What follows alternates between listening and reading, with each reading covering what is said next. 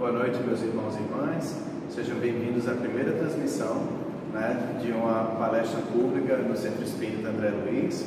O meu nome é Elvis e eu não sou palestrante oficial do centro, mas é que nessas palestras que acontecem nesse mês, nós comemoramos o aniversário da casa, e o patrono da casa, o André Luiz, ele é homenageado com palestras todas as semanas. E recebi com muito carinho o convite da direção da casa para vir aqui falar para vocês. E, bom, hoje vamos falar então sobre o livro Libertação. O nome da minha fala é Reflexões para a Libertação na Encarnação. O livro base é o livro Libertação, que foi escrito por André Luiz, psicografado pelo grande Chico Xavier.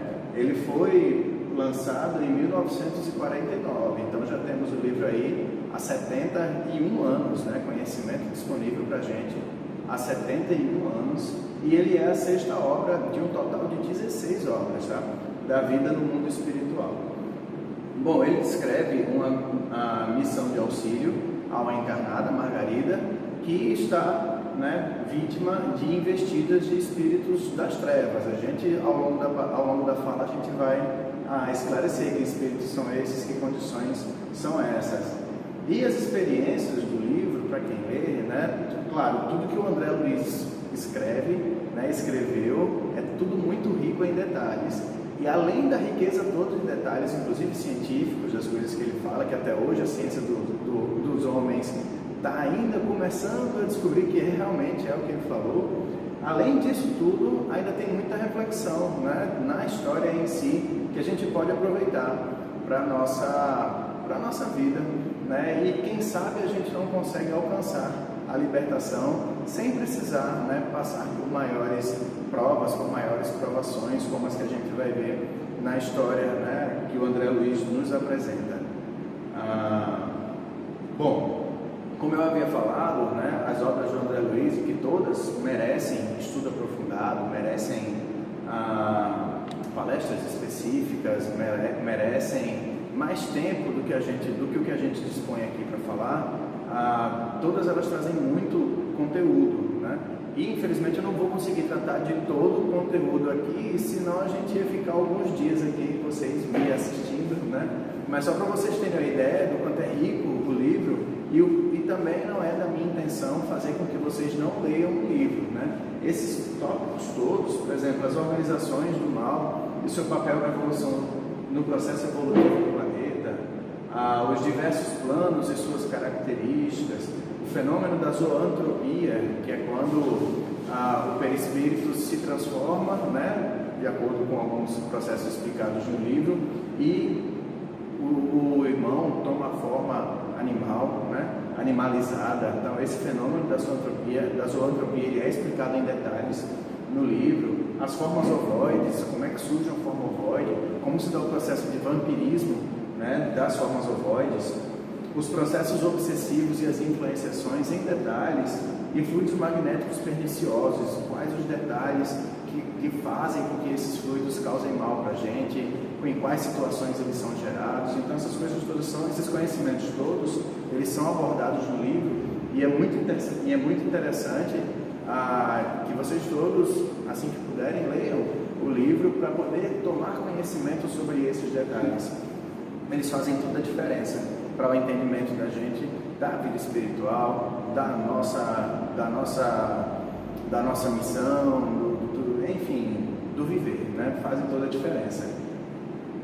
Bom, eu vou falar da história, O início da história. A história começa com a palestra, sobre as regiões purgatoriais, que ela é assistida por André Luiz, Eloy e o seu instrutor, Rubio, e alguns outros candidatos a trabalhadores de postos de socorro, a socorristas, Lembrando a todos, no livro O Nosso Lar, André Luiz descreve que tão logo ele desencarnou, ele passou um período de aproximadamente 7 ou 8 anos, lá nas regiões purgatoriais, nas regiões de sofrimento.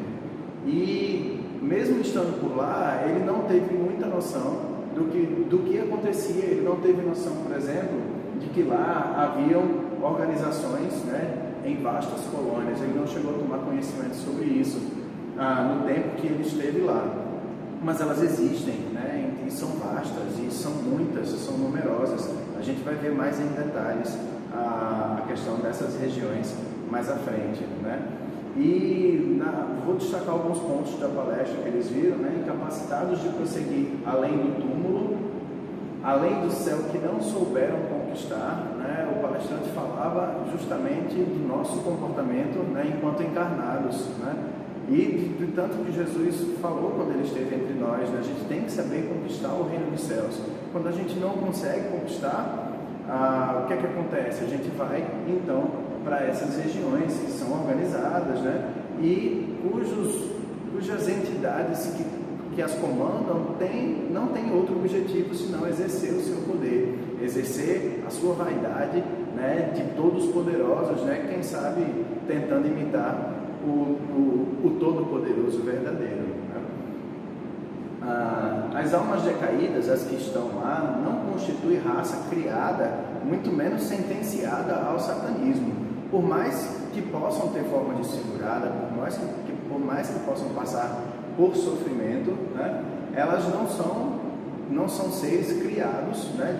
Em etapa nenhuma da criação, até porque todos nós sabemos que somos criados todos simples e ignorantes, todos temos o mesmo ponto de princípio, né? Início, e a nossa caminhada depende exclusivamente das nossas escolhas, né? Enquanto seres conscientes. E eles integram grupos em posição de absoluta insensatez. Então, por que é que essas pessoas estão lá? Porque são insensatas na própria compreensão de si, na compreensão da missão, na compreensão da escalada evolutiva que todos nós devemos realizar, né? Em direção à luz, em direção ao bem, em direção ao Criador, né? E aí, nossa primeira reflexão desse início, né, do livro é a fala do próprio Mestre, né, contida lá no Evangelho de João, capítulo 12: caminhai enquanto tendes luz, para que as trevas não vos apreendam. Então Jesus estava sendo bem claro na hora que ele falava, né, que é necessário caminhar, ou seja, quem caminha está olhando para frente. Se a gente olhar para o nosso passado, para o nosso pretérito, e se estamos encarnados todos aqui no mundo de provas e expiações, é óbvio que todos nós temos um pretérito muito recheado, né, de erros, de tentativas fracassadas, enfim, nosso pretérito não deve ser bonito, mas somos todos abençoados, né, com a bênção do esquecimento, da bênção do novo começo, toda vez que reencarnamos, toda vez que vimos. Então nós precisamos caminhar, como Jesus disse, né? Aproveitamos que temos a luz. Que luz é essa? É a luz do conhecimento, a luz da presença divina, a luz do esclarecimento, a luz do conhecimento que foi posto para nós, né? Mas que por mais que nos tenha sido dado, né, quase que de bandeja, a gente ainda aproveita tão pouco, né?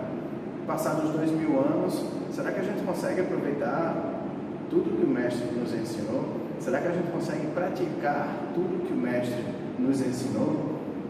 Não há problema. Há tempo.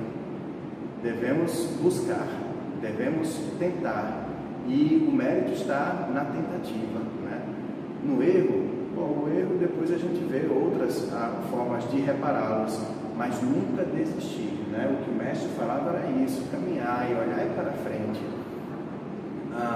Do contrário, as trevas podem nos apreender. Para sempre? Não. Enquanto a gente se mantiver em situação de insensatez, lembrem, André Luiz passou 7 anos lá nas regiões umbralinas, né?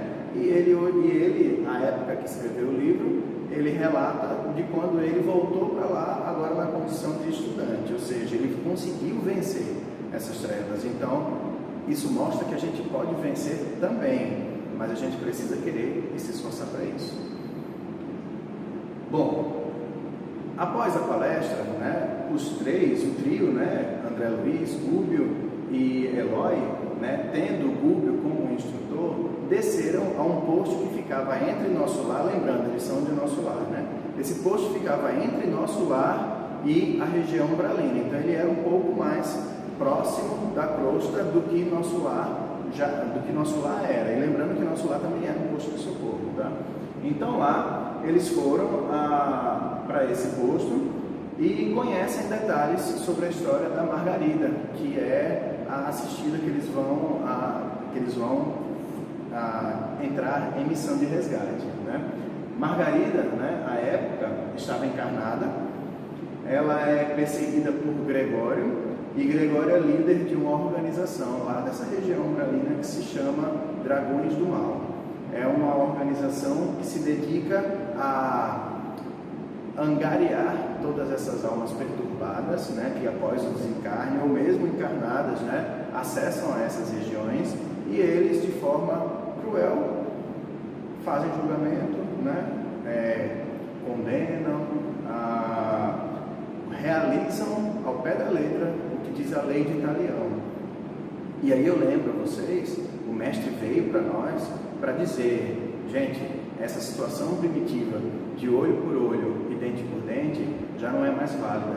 Eu venho trazer para vocês a boa nova, e a boa nova é o amor, né? Foi isso que o mestre veio fazer. Então, automaticamente, ele revogou a lei de Italião, ou seja, amando uns aos outros, dispensaríamos a lei de Italião. Mas nessas regiões, né, esse tipo de organização, os Dragões do Mal, se dedicam a essas coisas.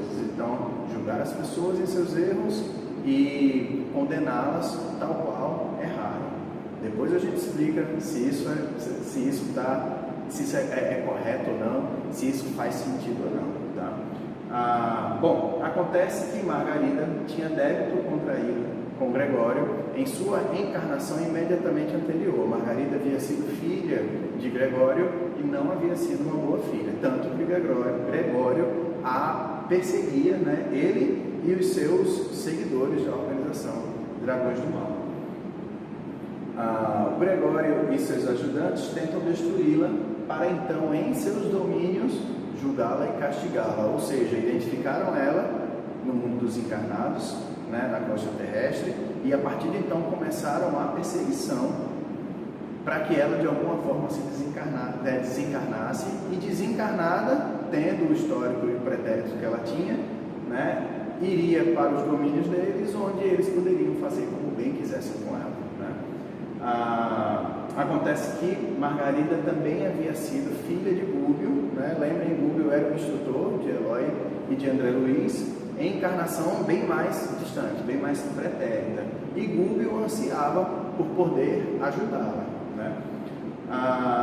Então eles aguardariam a visita de uma entidade mais elevada, né, para mais instruções sobre como seria essa missão de resgate da Margarida. E aí a gente para de novo para perguntar sobre obsessões. É muito comum a gente encarar espíritos obsessores, especialmente quando eles estão associados, né, a nós, alguém que a gente conhece, como espíritos que estão encravados no mal, presos ao mal, né, que querem tão somente nos castigar ou fazer mal para nós, e por isso a gente deve tomar todo tipo de medida para afastar esses seres, essas entidades de nós. Só que a gente está olhando só para o lado deles. Isso tudo pode ser verdade, eles podem ser seres cristalizados no mal, né, habituados a fazer o mal, mas eles só vêm para a gente, né, eles só se ligam a nós se nós temos qualquer coisa que os interesse.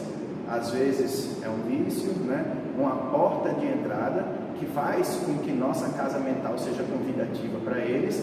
Às vezes é uma região, às vezes é uma relação de débito de vidas anteriores. Então, se a gente agora, no presente, contrai dívida com alguém, essa dívida vai precisar ser sanada em algum momento no futuro, nessa encarnação ou em outra.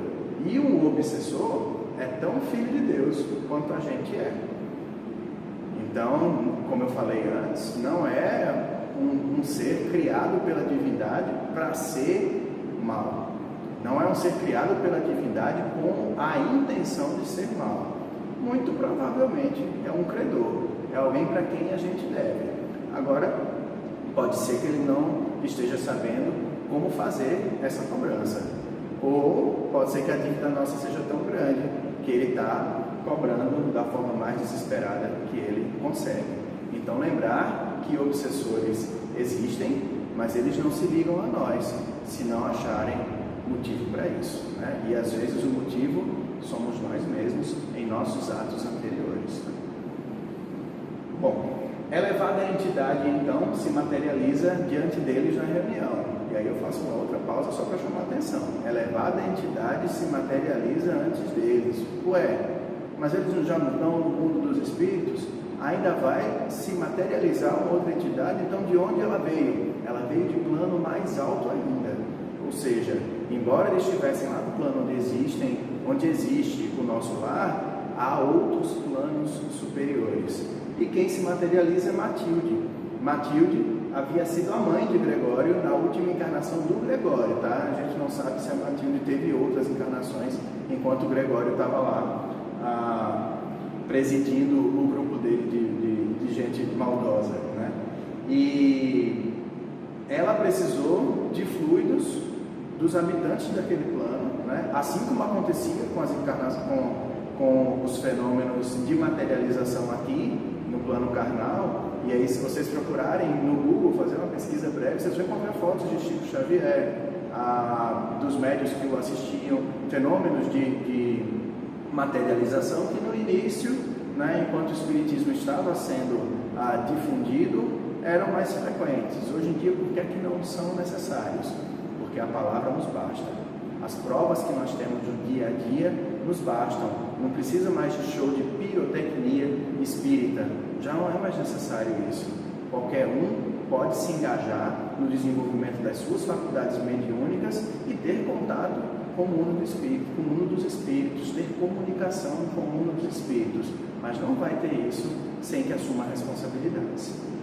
Então, lá no plano espiritual onde eles estavam, veio a entidade, né, de plano mais alto, então ela precisou se materializar, ela recebeu fluidos do Gúbio e era Matilde, como eu falei, mãe de Gregório em sua última encarnação.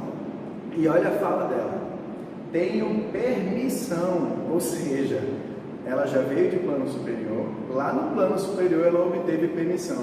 De quem? Provavelmente de alguém em plano mais superior ainda do que ela, ou seja, percebam o quanto a caminhada é grande, né? E se alguém aqui nutre algum sentimento de superioridade, meu irmão, irmã, preciso lembrar você vive no mundo de prova e expiação, tá? Muito provavelmente essa superioridade não existe, tá? Ou é momentânea. Explico já por quê, daqui mais uns 2 slides.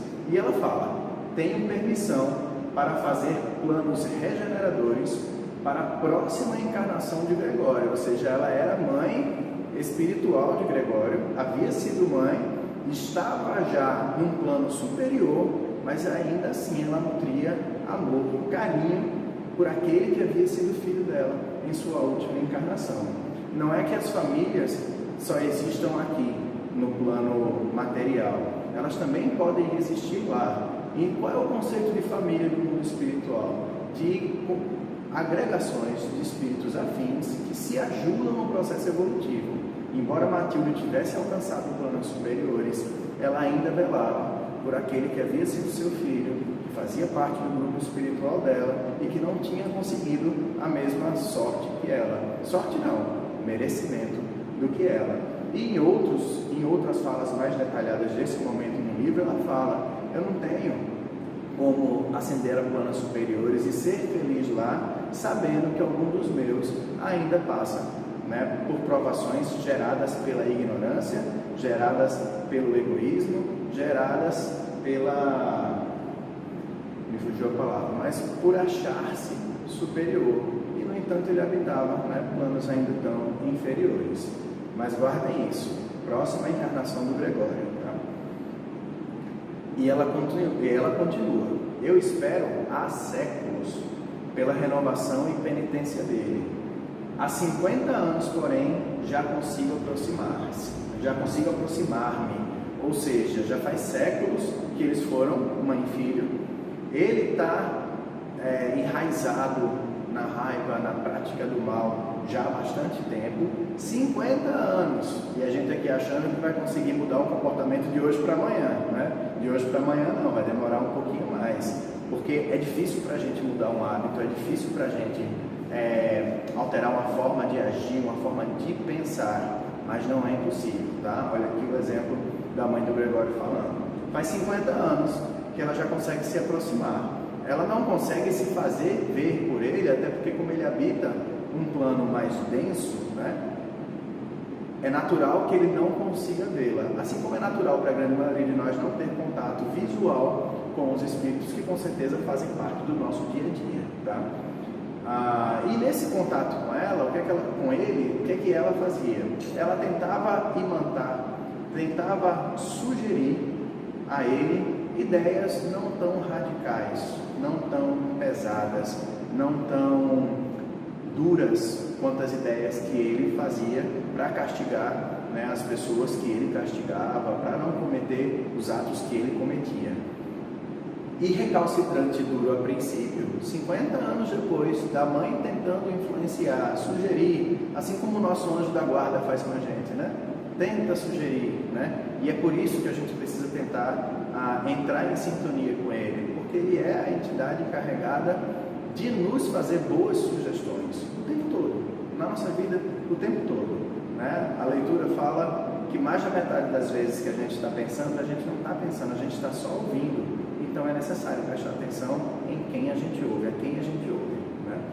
E aí ela termina dizendo que Gregório agora experimenta algum tédio, ou seja, já faz muito tempo que ele está lá castigando, já faz muito tempo que ele está lá na mesma atividade, que embora mudem as pessoas, a atividade é a mesma coisa, ele agora sente tédio, já não é mais tão duro assim nas suas medidas, já não é mais tão duro assim nas suas penas. E agora começa a ficar interessante, ó. Ela continua a fala dela. No julgamento humano comum, meu filho espiritual será talvez um monstro. Ou seja, se você olha para grandes personagens da história, grandes personagens não, personagens famosos da história, famosos inclusive por ter causado sofrimento a muita gente. E aí a gente tem aí, né, um bocado de gente que já dá para imaginar, né, na história. Eles também têm mãe. E olha aqui a mãe de um personagem muito triste, que por muito tempo fez mal a muita gente, né? Desencarnada e encarnada também. E olha o que a mãe fala. Para mim, contudo, é joia primorosa do coração. Ou seja, não adianta ficar pensando, gente, eu estou errando já há muito tempo, duvido que você está errando há mais tempo do que Gregório nessa encarnação, até porque a gente não tem contato de ninguém que tenha vivido 300 anos fazendo mal, né? Pelo menos não nesse plano. E olha o que a mãe dele fala, para mim é joia primorosa do coração, a mãe o perdoa. Embora a mãe esteja em posição alta em relação aos planos espirituais, ela não é maior do que o Criador, de jeito nenhum. Inclusive a distância dela para o Criador, eu só não vou falar que é muito grande, que é para a gente não ficar desanimado, porque a nossa deve ser maior ainda, né? Mas a distância dela para o Criador ainda é grande, ela precisa evoluir ainda bastante, nós precisamos mais ainda, e ela já perdoou Gregório por tudo que ele fez. Então, a qualquer hora, gente, é momento, qualquer momento é momento para a gente começar a se empenhar no bem, porque deixemos de nos preocupar com a opinião do Criador. Se outras entidades, muito menos perfeitas do que ele, já nos perdoam, olha como a mãe dele fala, por que ele também não vai nos perdoar? Então essa ideia de condenação fixa, essa ideia de qualquer coisa ser imutável, ela não deve ser alimentada não por nós. Nós sabemos que o amor é infinito, a bondade é infinita e a justiça também. Não é por isso que a gente vai deixar de ter que arcar com todo o nosso débito, tá? Penso nele qual se houvera perdido a pérola mais linda no mar de lama, e eu tremo de alegria ao considerar que vou reencontrá-lo. Olha só, tantos séculos depois, tantas décadas a mãe tentando influenciar depois, olha o que ela pensa no dia que vai reencontrar o filho, o que é que ela vai conseguir falar, né? Gente, isso é prova irrevogável de que o amor do Criador não acaba. Prova irrevogável. E ela continua agora falando: descerei dentro de breves anos para as lutas carnais, ou seja, ela vai reencarnar. Não há muita explicação no livro quanto a que posição ela ocupa, em que dimensão corretamente, em que plano ela ocupa, se é um plano onde ela precisaria reencarnar ou não. Mas percebam que alguns de nós estão reencarnados em missão, que é o caso dela, tá? A fim de esperar Gregório em existência de resgate difícil e doloroso. Ué, mas como assim existência de resgate difícil e doloroso? Ela vai reencarnar sabendo que vai ter um filho que não vai ser fácil para ela? Ela sabe disso. E talvez ela não fosse obrigada a reencarnar agora, mas ela escolheu reencarnar para vir em missão, receber o filho dela. Porque onde é que a gente prova nossos valores? Onde é que a gente se redime dos nossos débitos? É aqui no plano material. Então o Gregório precisa vir para poder provar seus valores, para poder passar por todas as provações, para poder se redimir de todos os seus débitos. E aí esse resgate vai ser difícil e doloroso. Por quê? Porque ele está há tanto tempo praticando o mal, fazendo o mal, que essas coisas vão ser impulso para ele. Lembrem-se, eu já falei aqui hoje, quando reencarnamos, somos abençoados com esquecimento. Ficamos à mercê apenas da nossa índole. E se algum de vocês acha que precisa de qualquer outro recurso para poder saber o que é que precisa fazer em si, não precisa de muita coisa não. Feche os olhos, uma conversa honesta consigo, fale consigo e veja, admita para si mesmo tudo que você sabe que tem que alterar em você, tudo que você sabe que precisa trabalhar em você. Você já sabe disso, né? Na grande maioria das vezes a gente não fala para ninguém, né? Mas todos nós sabemos disso. Então a mãe de Gregório, né, Matilde, já sabe, a existência vai ser difícil e dolorosa. Ele vai crescer sobre a minha inspiração imediata, ou seja, os dois já têm uma ligação, né, muito forte desde antes de encarnarem, então ela vai conseguir influenciá-lo, né?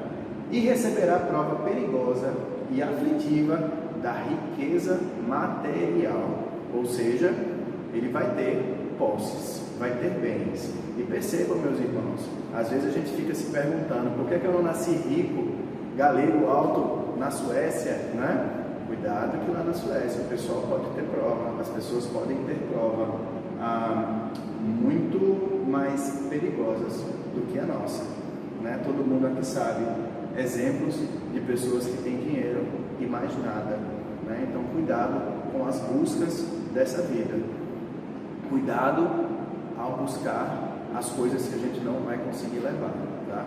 Dinheiro nem sempre é bênção, dinheiro muito provavelmente é prova. Olha o caso do Gregório. Acolherá em labor gradativo a extensa legião de servidores viciados que hoje o seguem e a ele obedecem, ou seja, todos que seguem ele fazendo mal, muitas vezes amando dele, né? Ou quase todas as vezes amando dele, vão precisar voltar também, reencarnar também, e vão precisar expiar todos esses débitos que contraíram. Vão expiar como? Muito provavelmente ele vai ser um empresário, ele vai ter, né, algum negócio, algum ramo, e essas pessoas vão trabalhar para ele, e vão expiar seus débitos como? No trabalho duro, do dia a dia, nas lições que só a vida dura consegue provar, que só a vida dura consegue fazer ensinar. Não somos nós que escolhemos aprender pela dor, então a vida dura de trabalho, se honesta, é santificadora. O trabalho é santificador. Então, meu irmão, então minha irmã, se você vive uma vida dura de trabalho, saiba, você está sendo visto, você está sendo assistido, você está sendo incentivado a continuar sua vida honesta, de forma séria, para que depois você consiga ter ideia de quantas provas você conseguiu vencer, por quantas provas você conseguiu passar. Nem isso é motivo, nem isso é justificativa para revolta, nem com Deus, nem com ninguém. Porque se ele manda alguém para um país rico, para uma posição específica, é porque essa pessoa talvez precise dessa experiência para poder provar, para poder se redimir dos próprios débitos. E sabe lá, meus irmãos, quais foram os débitos que as pessoas andaram acumulando. Vamos nos preocupar com os nossos, tá? Ele vai padecer de calúnias e humilhações. Vai triunfar bens efêmeros e honrarias mentirosas. Quais são os bens efêmeros e as honrarias mentirosas? Bom, bem efêmero é tudo aquilo que a gente não vai conseguir levar. Então, de repente, ele vai ser uma pessoa de muito sucesso econômico, financeiro, né? Vai possivelmente até contar títulos que tem a ver com essa herança,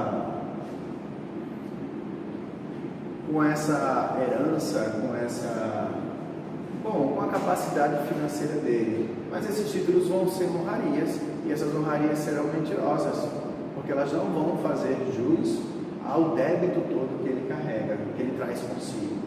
Conhecerá abandono, miséria, enfermidade, velhice, solidão. E mesmo nessa hora, né, ela já está falando, mesmo do além-túmulo, ou seja, ela vai reencarnar, vai receber, ele vai desencarnar, porque é natural que os nossos pais desencarnem antes de nós, né? E qualquer coisa diferente disso é porque temos um planejamento encarnatório diverso. E mesmo nessa hora, meu coração o encorajará na direção do esperado triunfo, ou seja, ele vai ter que passar por todas essas provações, enfermidade, velhice, solidão.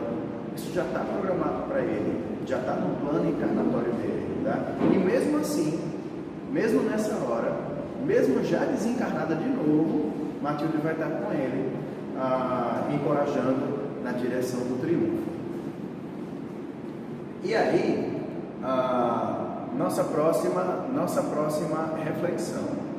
Encarnei na oportunidade certa para mim, palavras de Cristo, a cada um segundo suas obras. Meus irmãos, depois de ver o que a mãe do Gregório falou sobre o planejamento encarnatório, percebam que a gente está no local correto, que a gente encarnou no local correto. Então, por mais que nossa família possa parecer para nós errada, nossa família são os entes que temos, que devemos cuidar para não contrair mais débitos, porque muito provavelmente nós já temos débitos com eles, tá? Então, sim, encarnamos na oportunidade certa, porque, como vocês viram, essa oportunidade já foi pensada por outras mentes mais superiores a nós, né? E temos ao longo da nossa vida todo um planejamento de coisas que devem acontecer, todo um planejamento de provas que devem acontecer para que a gente consiga vencê-las.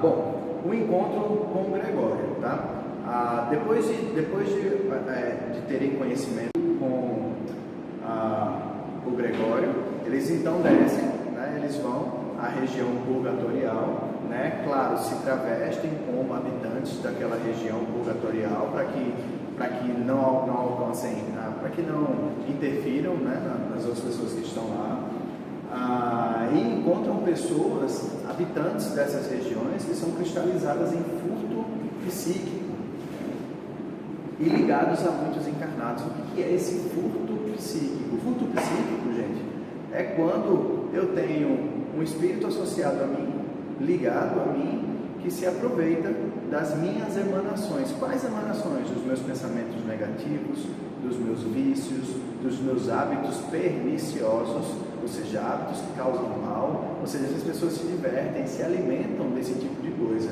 e essas pessoas são habitantes dessa região que eles visitaram. E aí é interessante, o livro fala a quantidade absurda que temos de irmãos encarnados que no desenlace do sono vão para essas regiões para ter com esses espíritos várias experiências nunca santificantes, nunca edificantes, tá?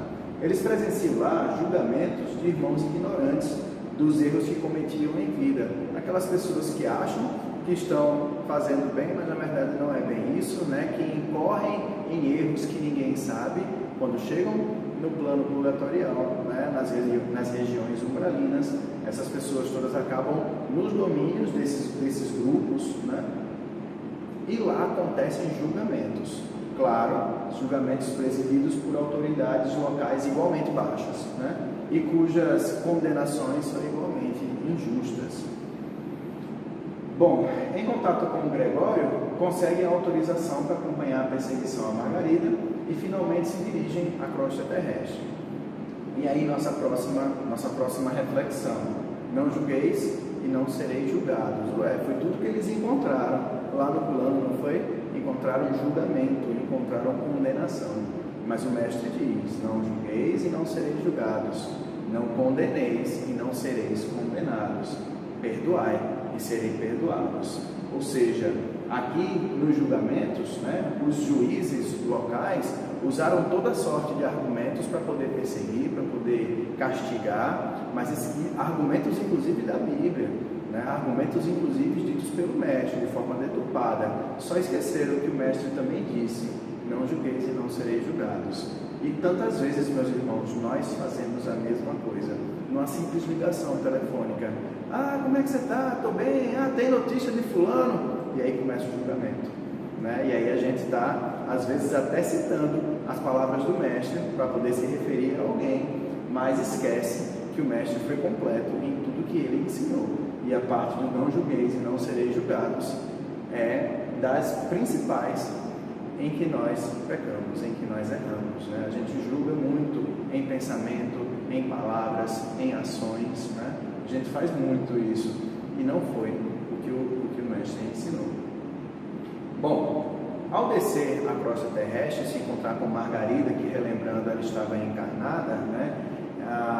Encontram ela rodeada por obsessores comandados por Gregório, amando de Gregório, tá?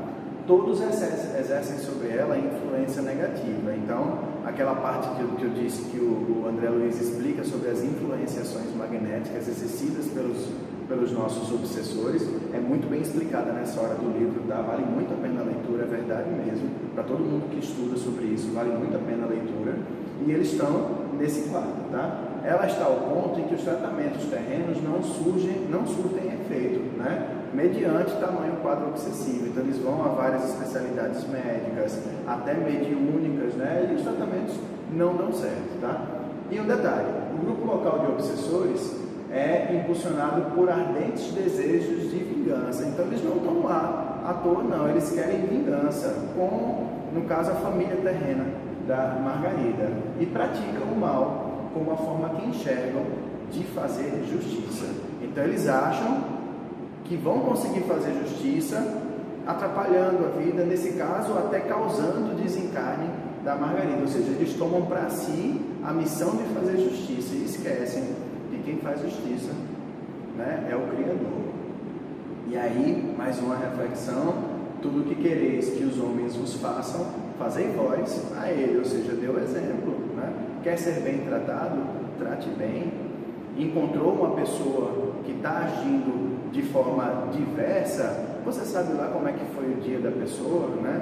Pelo que foi que ela passou, não custa nada você ser educado.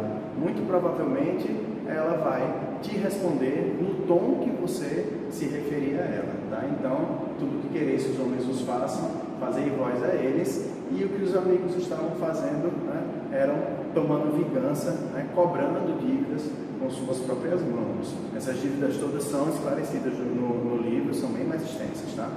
O livro é bem mais detalhado sobre isso. E aí, Gúbio, que é o líder do grupo, conforme tomava conhecimento, né, da miséria pessoal de cada um dos obsessores, que eu relembro a vocês, são irmãos, assim como nós também somos, né? Ajudava eles a vencer as suas dificuldades, muito mais do que mandar se afastar. Ele tinha autoridade moral para mandar que se afastassem todos e resgatar Margarida à força. Mas o que é que aconteceria? Eles voltariam em outro momento. Então o que é que ele faz? Ele ajuda. Um a um, os obsessores ajudados iam perdendo a motivação para praticar pessoalmente a justiça que eles achavam que ia fazendo. E ao final, Margarida se encontrava finalmente liberta. Olha que interessante, Gúbio podia ter E olha, Gúbio, relembrando, tinha sido pai de Margarida em encarnação anterior, né? Encarnação longínqua, na verdade. E ele tinha vários cursos de ação, ele tinha autoridade para isso. Mas ele, ao invés de afastar os obsessores, ele os cativou, ele os ajudou a superar todas as dificuldades que eles tinham. E aí, mais uma lição do mestre: amai a vossos inimigos. Quando chegaram lá, encontraram aquele quadro horrível de obsessão, encontraram todos os inimigos, né? E de repente começaram a ajudar esses inimigos a entender por que é que os inimigos agiam da forma que agiam, né? Amando de Gregório, mas com motivação pessoal.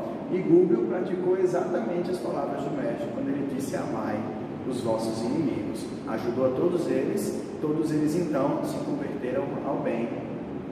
E aí passaram a acompanhar o grupo de Gúbio. Bom, e aí é claro que nenhuma dessas histórias de libertação, e muito menos a libertação da Margarida, deixou o Gregório feliz. Voltando à região umbralina, né? Eles são perseguidos, obviamente, por Gregório, que fica enfurecido, né? Pela atitude que foi exatamente o contrário do que ele imaginou. E aí, nos limites externos da cidade que Gregório habitava, ele já estava armado, pronto para o combate.